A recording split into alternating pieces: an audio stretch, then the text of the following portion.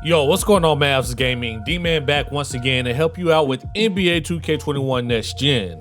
Now, today we're talking about the MyPlayer Builder. I'm not going to tell you what build to make because a lot of people are telling you what build to make, but in this video, I want to talk about why certain things are happening in the MyPlayer Builder.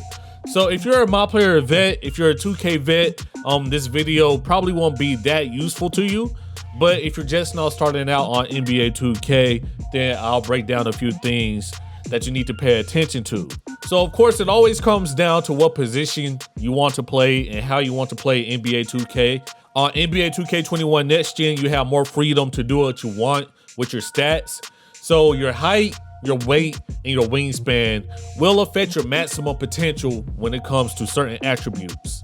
Some adjustments will help you dunk better, run faster, shoot better, and play better defense. It all depends on your play style. So let's go ahead and get into the actual attributes. Now, if it's your first time seeing something like this, it can feel very overwhelming. I mean, I know veteran 2K players that can spend hours building a MyPlayer, but I just want to make it simple for you all. So you start off at a 25 overall, and you can upgrade your builder until you reach 95 overall. From 95 overall, you will have to play the park or my career to reach 99. So let's start it off with the physicals. This is the first time we have to spend points on the physicals. When it comes to physicals, I definitely recommend you start there. Speed, acceleration, and stamina are the top 3 physicals you need to worry about. When it comes to strength, a lot of people leave that alone. It's not as important. When it comes to vertical, it's important when it comes to achieving contact dunks, so you probably want to mess with your vertical. So let's go over the categories. We have finishing, shooting, playmaking, defense/rebounding. One thing you should definitely pay attention to is how certain categories affect another category. So according to 2K, if you max out your driving dunk, your driving layup will go up also. And that makes sense, right? I mean, how many people can dunk without laying the ball up? Categories can affect certain categories, but also your stats will affect how many potential badge points you will end up with. So the colors correlate, of course, and as I said before, it all comes down to how you want to play. If you want to have more finishing badges and finish at the rim easier, you should probably apply most of your points to finishing. But I definitely recommend driving dunk and driving layup being up pretty high. But one thing I want to break down is the close shot. Now, a lot of people believe that you do not need close shot. It's been in the metal for years where you can get by without having any close shot. But according to Mike Wong, who's a dev at 2K, if you don't have any close shot, that will make you miss wide open layups, even if you have a high driving layup rating. So that's number one. Like, that's the main thing I want you all to look out for. Close shot is relatively important. It doesn't have to be maxed out, but you don't want to miss open layups. So I definitely recommend upgrading your close shot.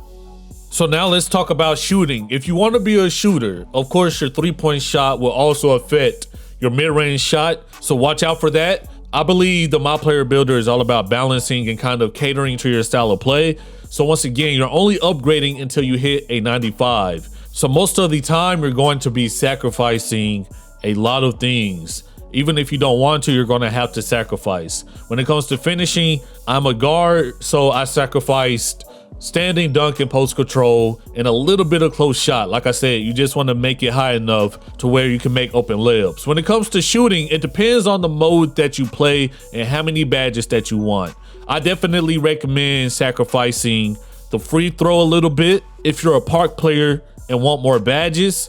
But if you're a Pro-Am player, I recommend sacrificing a little bit of the mid-range. I feel like in Pro-Am, you get to the line more, so you'll need that rating a little bit, but in turn, you have to balance out the mid-range. I do believe shooting threes is the most important category in the shooting tier, so I always recommend maxing that out depending on your build. But if you're struggling on what to do in this situation, as a park player, you really don't need free throws, so that's there just to get more badges for park builds. So now let's talk about playmaking. Speed with ball is affecting the ball handle. But let's talk about the ball handle for a little bit. Most people that play NBA 2K, they want to dribble. Even if you're a power forward, I'm not sure about centers, but power forward and below, most people want to be able to put the ball on the floor. And in order to have the best dribble moves, you have to have your ball handle at an 80. That's how you get the pro tier dribble moves. So I recommend doing that. Or you can drop ball handle down to a 76, sacrifice those points now and use those points somewhere else. Because what will happen is once you hit 99 overall, your ball handle will go up to an 80 and then you'll be able to hit the pro tier dribble moves. When it comes to playmaking, it's tough because I definitely recommend you mess with pass accuracy a little bit so your passes aren't too slow and predictable. But for the most part, unless you're a guard, pass accuracy is only used to earn more playmaking badges, but it's still an important category. So now let's talk about defense and rebounding because this one is very important. When the game first came out, contact dunks was very overpowered. People were saying, yo, I have maxed out interior defense. I wasted points on that and I'm still getting contact dunked. Here's the thing, interior defense does help with contact dunks a little bit, but it's mainly for post moves, the post hooks, post fadeaways, etc. So you see a lot of people with 25 interior defense, and that's for a reason. That's kind of the meta right now, especially if you're a small person. Now, if you're a big, you have to hold down the paint. But regardless, I recommend you working on perimeter defense. Perimeter defense is important because it helps you bump people. It helps you stay in front of people. And as I said before, certain stats help you get badges. So you see, I need an 80 perimeter defense on this dummy build to get clamps. And clamps is very important. More important than steal, in my opinion. The meta on 2K21 is to go with 25 steal. And I know it sounds crazy, right? Especially if you're new to 2K, but that's just what it is. I will let you know that my build that I use has 25 steal, and I can still get bump steals. I still peel people at a pretty high rate. So upgrading steal a lot will actually be detrimental to your build because it takes a lot of overall points also. So let's talk about blocks now. Blocking is more important than we thought because this is actually the way to stop contact dunks for the most part. Of course, a higher block means a higher success rate. So you will definitely want to find a way to tweak your block a little bit.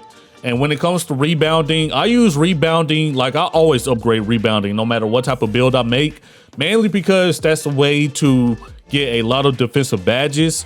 And also, it doesn't take a lot of overall points to upgrade your rebounding.